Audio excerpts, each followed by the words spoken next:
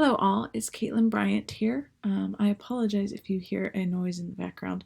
My cat is deciding to be a pest right now, or at least be overly affectionate. Let's say overly affectionate. But this is the overview of my project. I am in my Curriculum and Assessment Teaching Masters. It's my final class, so hopefully 1 week to go and I'm done. I've got a concentration on STEM. So I am a science teacher, so STEM is very important to me.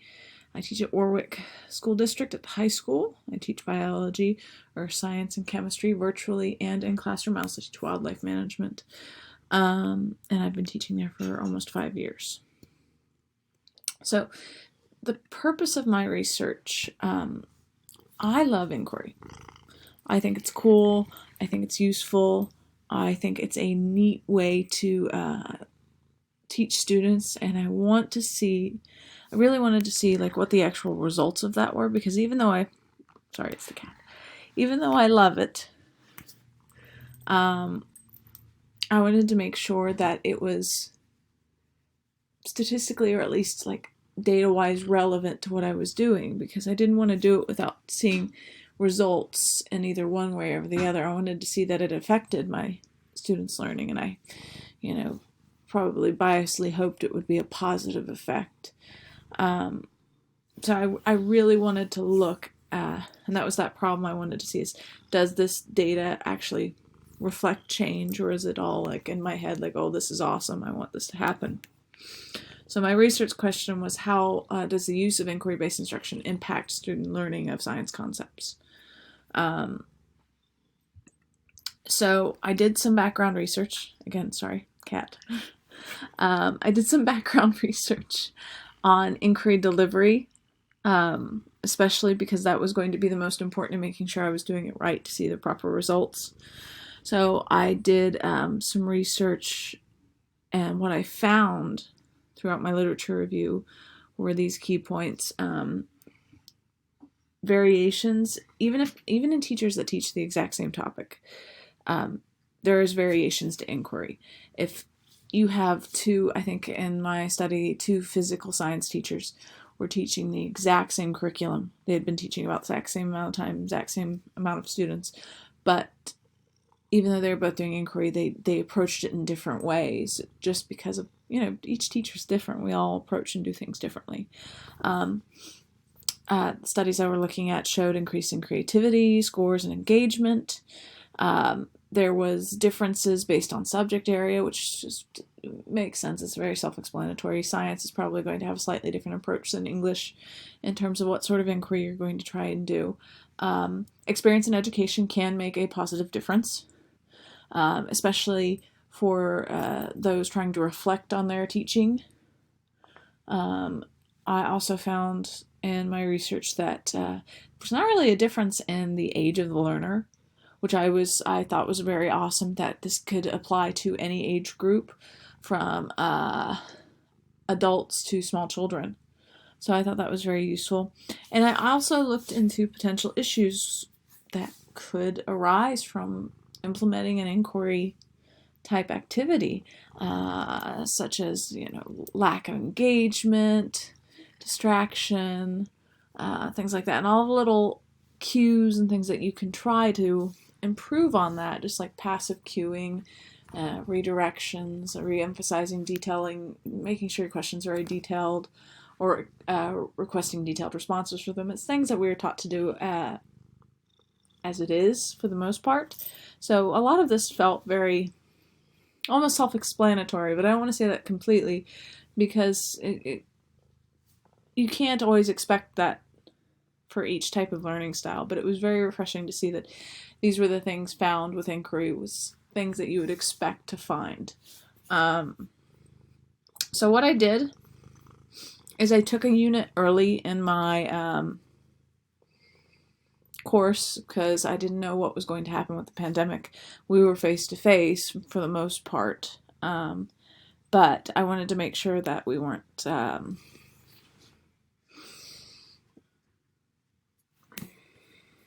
make sure there wasn't going to be a lot of issues if we were jumping back and forth, and I wanted to try to avoid as many like virtual to in-person issues as possible. So what I did is I reformatted a major unit activity on water. There was this big unit activity that was very scaffolded and very detailed and step by step, and here's what you need to use, and this is showing this, and this is what you'd expect to see, and I stripped all of that out. I chucked it out completely and fully, just tore all of that out. And what I did was I left the end result where they had to explain the property of water they were trying to display. They had to describe why it was happening. And then they had to come up with an example to show me. Using anything around the room. There was a bunch of things they could use, anything in my room, from paper clips to rubber bands to tape to cups to pepper to soap to the water molecules I have on display here, which were a standard big part of the original assignment. So I reformatted that, graded the materials similarly, and then I collected not only data from that, but I just to show that I was grading things the same. But I also took post-test and pre-test information from the current year, which is using the new activity, and the previous year, which had the original scaffolded activity. And then I looked at growth. So here's some of the data. It's quite a bit of a mess, and I apologize for that, because I took a lot of data and I did some scientific variables with it. So I collected not only pre-test and post-test and the activity scores and growth, but I also collected gender data as well, and compared that. I wasn't originally going to do gender, but then I realized that would be a good thing to look at overall, just to break down my results even more. Overall, I found that there was growth, which I was pleased about in a pandemic sense. Like, with all the craziness going on, they're actually still improving pre to post test, and they grew more with the inquiry activity. However, when I looked at it from a statistical standpoint, it was not significant. So if you look at the p-values, the p1 tell and the p2 tell, just to refresh, p2 tell means you're looking for any change, and p1 tell means you are looking for a specific change in either a positive or negative direction. Those values need to be less than 0.05 in most cases for something to be statistically significant, which they weren't.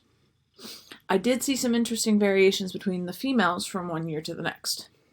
My females actually dropped in growth, but very minutely. And that wasn't significant either. It was just a very minor shift in growth. So they basically pretty much stayed the same overall. So the inquiry, though, seemed to help the males a great deal. There was a big jump in male growth. In this graph, it's kind of hard to see, but I'll make it a little bigger. My female average was about the same. My males is the one where I saw the bigger spike. The total average doesn't show you where that's coming from, but the male side does. And when I looked at the data, I saw an even stronger difference. Now, it wasn't very significant. However, I did notice this one p-value that was getting very, very close. The p1 tell value on the males coming very, very close to 0.05. So it wasn't technically statistically significant, but it was far closer than all of the others. So that I found very interesting, because that told me, well, maybe it's helping the males in the classroom. I don't know why, but maybe for some reason the hands-on and making them think outside the box is affecting them in a greater way. So that's what I was talking about more in my paper. To conclude, as I was saying, I learned that growth happened. And more growth than with just the regular activity from pre to post test. And that was exciting.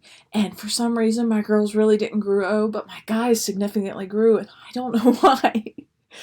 Which is something to look into more. But this definitely reaffirmed that inquiry can cause change and can cause positive change, so I was really excited about that. And I was very, very happy to see results that will encourage me to use more inquiry in the future. I really like inquiry. It takes a little bit of extra time, but inquiry is great for student engagement and just analysis, because I really, really have seen a drop in analysis in the previous years. And I've talked about this in some of the things I posted, but my analysis right now, my students really is not great. And I'm very concerned because I've seen a drop in the past 5 years. So I'm hoping this will also help counteract some of those problems with analysis. To approach the school with this, I would need more data because I would want to, for me to feel comfortable to present my school with this data, I would want it to be statistically significant, or at least to have a lot more data to fall back on, because one class isn't a lot, but I would want to push for that shift to growth. We tend to grade everything. We're not allowed to give points or grade based on effort. In our district, there's a very hard line against that, and I much want to push towards the journey instead of the final grade, because my students are very grade obsessed. Well, how many points is this? Well, what if I turn it in this and don't do any of this? And that's concerning to me, and I want the inquiry to bring back that want to complete the journey versus the want for the grade. And that is what I want to see in our district, is I want to see a more focus on growth. And the problem is with growth, as I've learned in previous courses, is growth can be hampered by the push for scores. And when you push for scores, it kind of pushes down on growth, and I'm wanting to see the opposite. I'm wanting to see an increase in growth. So if I can get more data on this, hopefully I can push this, or at least talk about it more with my district. So that was my project. I hope you enjoyed, and I'm glad it's done. All right, I'm looking forward to watching some of your guys' videos.